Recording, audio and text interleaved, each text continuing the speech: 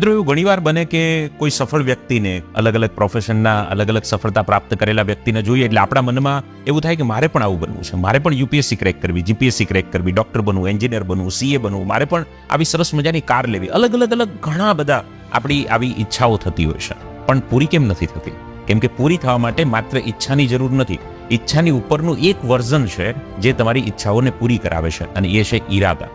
ઈચ્છામાંથી જ્યારે ઈરાદા બને ને ત્યારે એ પૂરા થતા હોય છે, અથવા પૂરા થવાની શક્યતાઓ વધતી હોય છે. તમે કોઈ એ કેવી રીતે બને?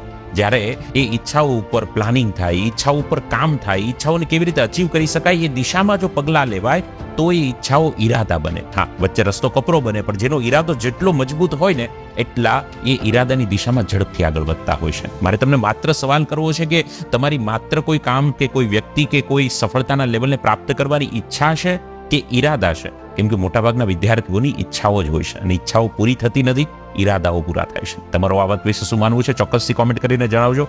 અને હા, પેલા ઈચ્છાવાળા મિત્રને પણ મોકલો, એટલે એમને આઈડિયા આવે કે હું સફળ થતો કેમ નથી. પણ આ વાત પર વિચાર જરૂર કરજો.